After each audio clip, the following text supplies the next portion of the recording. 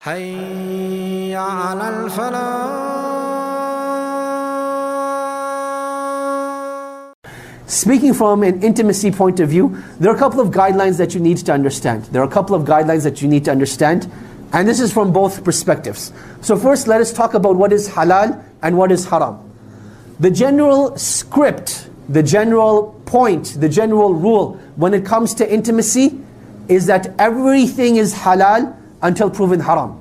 Everything is halal until proven haram. And then you look into the Sharia, what are the things that Allah subhanahu wa ta'ala has prohibited? What are the things that Allah subhanahu wa ta'ala has prohibited? And you have four things that Allah subhanahu wa ta'ala has clearly prohibited. Four things that Allah subhanahu wa ta'ala has clearly prohibited. Number one is that Allah subhanahu wa ta'ala has prohibited intimacy through the anus. Allah subhanahu wa ta'ala has prohibited intimacy through the anus. Number two is that Allah subhanahu wa ta'ala has prohibited intimacy when a woman is in her menstrual cycle. When a woman is in her menstrual cycle, and this takes the same ruling when she has postpartum bleeding, meaning after she has a child, during that time it is not permissible to be physically intimate with her at that time as well. The third thing that is prohibited in Islam is for one to be, use that which is filthy, to use that which is disliked. Now, we'll get to this concept later on, bi'idhnillahi ta'ala, but just understand the general rule. Because over here, Islam didn't come to give specifics, but Islam just gave general guidelines.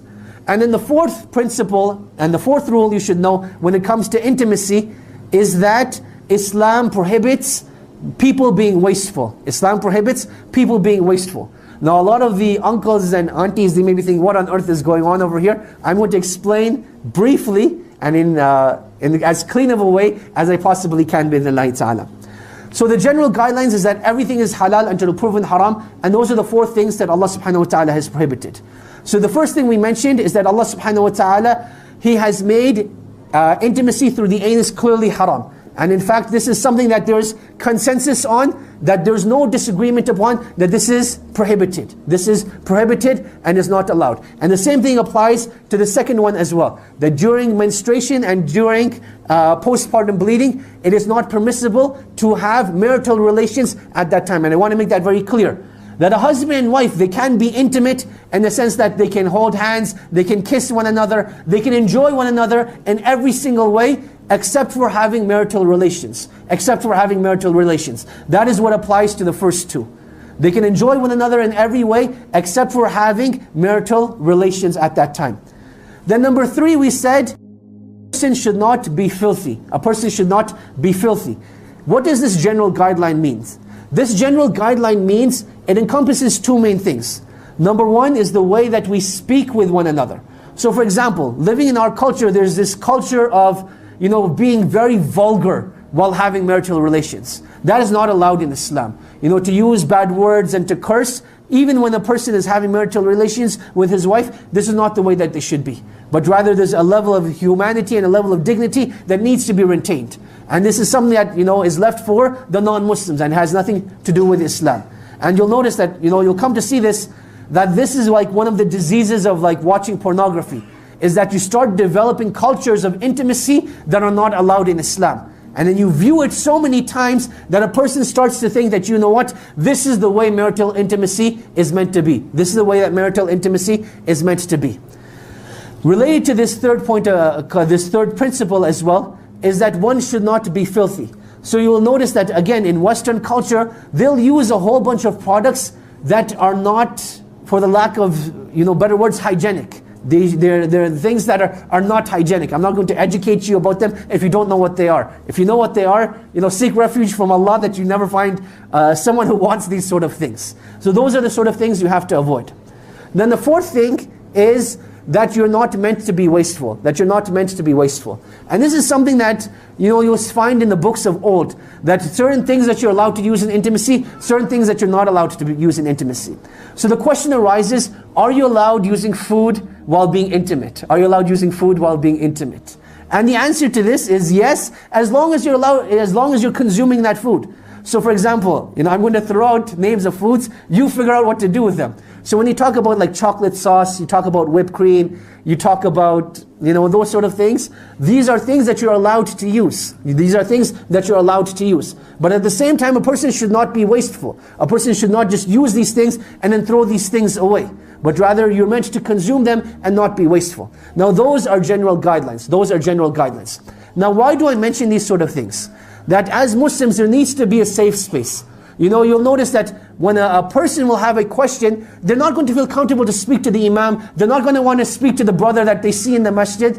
There needs to be a safe space. And one thing we definitely don't want is, people going to the internet and trying to research, should I be using this or should I not be using that? They don't have the level of morality and ethics that a Muslim is required to have. So I want to give you general guidelines in terms of what is allowed and what isn't allowed. And the reason why I bring this up again is because one of the biggest levels of frustration is because of this improper intimacy.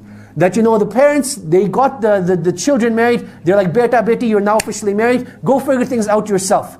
The boy who's never had a boyfriend, the boy has never had a girlfriend, and the boy has never had a girlfriend, and the girl has never had a boyfriend. She's like, what do we do now? And then try reading these books by like Ibn Hazm and some of the scholars of the past, and they're like, what on earth is this? It seems like mechanics or something. It's very difficult, and that's why this needs to be discussed with our up-and-coming, teenagers and young adults that are getting married in a halal and in a mature manner. So those are the guidelines. Now, in terms of actual intimacy itself, I want to explain the difference between intimacy between a man and a woman. From a man, if we understand what we said about him, he is very goal-oriented, right? He's very goal-oriented, whereas a woman is very experience-oriented. So for a man, it's about doing the task and finishing the task, and that is what will give him the greatest amount of pleasure, and he will be done. Whereas for a woman's perspective, it's not about completion, but rather it's about the experience itself. And this is what I want to share, a very important difference over here. That there will be, for a husband and wife, when they get married, there will be a time where a man will need to fulfill his urge. A man will need to fulfill his urge, and a woman will be like, what? Let us go out for dinner first. Let us light some candles. Let us, put on some nasheeds. And the man is like, that is, on the inside, he's being, like on the outside he's being polite, but on the inside he's like, this is not what I need right now. I've just gone through some major fitna, something happened, and I need to fulfill my urge. A woman needs to recognize that at that time he's not in the mood for an intimate experience, he just needs to fulfill his urge. At the same time, from a man's perspective, he cannot be greedy and selfish and think that this is the way intimacy is always going to be. There's a time to take, but there's also a time to give.